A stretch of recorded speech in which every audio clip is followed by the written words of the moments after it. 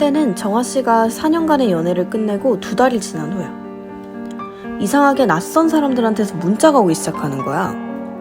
근데 문자 내용이 좀 이상해. 모르는 사람들이 정아씨를 걱정해주는 내용이었어. 어느 한 SNS에서 구한 사진이라면서 정아씨의 방, 자동차 사진부터 시작해서 얼굴, 속옷 사진까지 포함되어 있었어. 더 황당한 건 그 사진 속 속옷 사진은 정아씨의 것도 아니었다는 거야.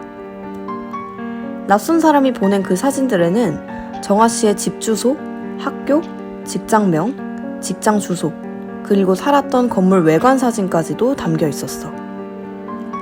과연 그 문자를 보낸 사람이 범인이었을까? 아니, 정아씨는 단번에 이 사진들을 올린 사람을 특정할 수 있었어. 바로 정아씨의 전 남자친구인 A씨였어. 정아씨는 곧바로 경찰서에 찾아갔어. 하지만 다음날 다시 방문하라 라는 이야기를 듣고 돌아갔지. 정아씨는 결국 전 남자친구인 A씨를 직접 찾아갔어. 전 남자친구한테 너가 그런 거냐 라고 물으니 의외로 순순히 내가 그랬다며 정아씨가 다른 남자를 만나는 걸 어렵게 하려고 그랬다면서 사과를 했대. 정아씨는 자신의 잘못을 인정하고 사과하는 A씨를 보고 안심을 했어. 그런데 문제는 여기서부터 시작돼. 정아씨한테 사과를 했는데도 A씨는 그런 행동을 계속했어. 오히려 더 심해졌지. 점점 업로드되는 사진, 영상의 수위는 높아졌어. 다른 사람의 신체에 정아씨의 얼굴을 합성한 사진이나 정아씨와 매우 닮은 여성이 나오는 성관계 영상을 업로드했어. 그 영상 속 여성이 정아씨와 너무 닮아서 정아씨의 지인들은 물론 정아씨 자신도 순간 헷갈렸대. 이런 A씨의 행동은 매우 의도적이고 악의적인 거였어. 일부러 정아씨의 지인들의 주의를 끌기 위해서 집, 직장, 부모님에 관한 정보 등 정아씨임을 특정할 수 있는 정보들을 마구 올렸대. 그리고 정아씨가 마치 성관계를 할 상대를 물색하고 있는 것처럼 문구를 올렸던 거야.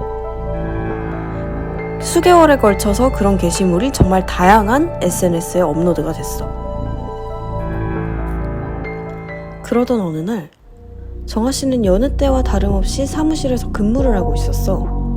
그런데 강정아씨 계신가요? 정아씨? 하고 낯선 남자 2명이 정아씨를 찾아와. 알고 보니 A씨가 올린 정아씨의 개인정보 그리고 사진, 영상들을 보고 남자 2명이 정아씨를 실제로 찾아온 거야. 정아씨는 그때뿐만이 아니라 여러 차례 이런 일이 있었다고 말했어. 부모님이 다니시는 교회에서 정아씨를 만나려고 했던 남자들도 있었고, 정아씨에게 문자를 보내는 건 기본, SNS에서 노출된 주소를 보고 집, 그리고 직장까지 찾아오는 경우들이 있었대. 정아씨는 그때 이 문제가 정말 심각하다는 걸 느꼈대. 어느 정도였냐면 정아씨가 다니던 직장을 그만둬야 했고 살고 있던 집도 더 이상 살 수가 없었어. 정아씨는 비영리 단체를 통해 도움을 얻기 전까지 대부분의 SNS에 혼자 수천 번의 삭제 요청을 해야 했어. 최소 11개의 플랫폼에 일일이 삭제 요청 양식을 작성하고 사진에 링크를 첨부하고 삭제 요청 사유를 기입해서 제출해야 했고 요청서 하나를 작성하는 데에만 10분에서 길게는 20분이 걸렸대. 정아씨는 처음 2달 동안은 하루 종일 요청서만 쓰고 전송하는 데에 시간을 보냈다고 해. 요청서를 작성하면 그만이냐? 그것도 아니었대. 사진이 삭제됐더라도 구글과 같은 포털 사이트에는 검색이 되는 경우도 있었고 다시 삭제됐던 사진이 살아나는 경우도 있었어. 결국 정아씨는 비영리 단체의 도움을 받아 유포된 사진과 영상 등을 삭제할 수 있었어. 정아씨의 전 남자친구인 A씨는 결국 디지털 성범죄로 유죄 판결을 받고 집행유예 그리고 사회봉사 명령을 받았대. 그럼 이러한 디지털 성범죄가 문제인 이유는 뭘까? 바로 피해자와 가해자의 관계가 1대1이 아니라 1대 다수라는 거야. 불특정 다수가 이용하는 사이버 공간인 만큼 그 파급력은 어마어마하고 유포된 파일이 제대로 지워지지 않는 경우도 대다수야.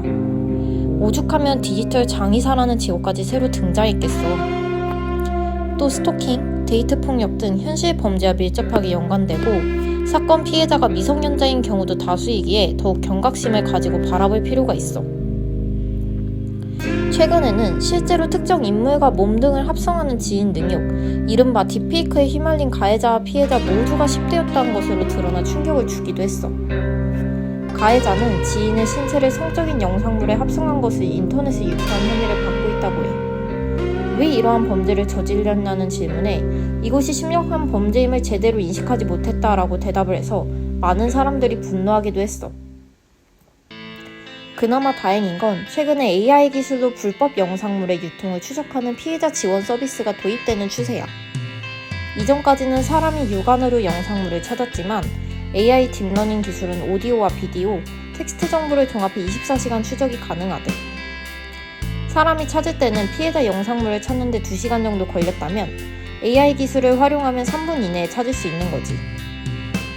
또 최근 디지털 성범죄 비율이 증가하면서 그 처벌 기준 또한 강화하고 있어. 성폭력 범죄 처벌 등에 따른 특례법에 따라 촬영물을 이용한 성범죄의 경우 7년 이하 징역이나 5천만 원 이하 벌금형을 받게 되고 사이버 공간 내 성적 괴롭힘은 2년 이하 징역이나 2천만 원 이하 벌금형에 처해지고 있어. 그리고 또 하나 우리가 잘 모르는 제도가 있어. 뭘까? 그건 바로 보완처분 제도야. 보통 범죄에 대한 처벌은 징역이나 벌금형으로 이루어지잖아?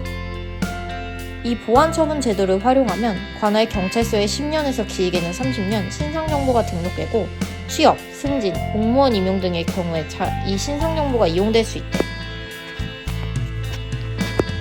자, 지금까지는 요즘 디지털 성범죄에 대항해 신설된 제도들이나 서비스들을 살펴봤어. 그렇다면 만약 디지털 성범죄의 피해자가 되었다면 대처는 어떻게 해야 할까? 기본적으로 혼자 대응하기보다는 지원기관과 함께 대응하는 것이 훨씬 효과적이래. 디지털 성범죄 지원기관으로는 디지털 성범죄 피해자 지원센터와 여성긴급전화 1366 등이 있어. 잘 기억해둬. 또 본인에게 발생한 피해를 모두 확보하는 것이 중요해. 때때로 어떤 경우에는 너무 두려움을 느낀 나머지 내 핸드폰에 있는 정보를 모두 삭제하는 일이 발생할 수 있어. 그러나 이를 지우기보다는 형사처벌을 위해서 증거 수집을 해두는 것이 더 중요해. 가해자 인적사항을 파악하고 피해 정보를 기록해두는 것도 도움이 될 거야.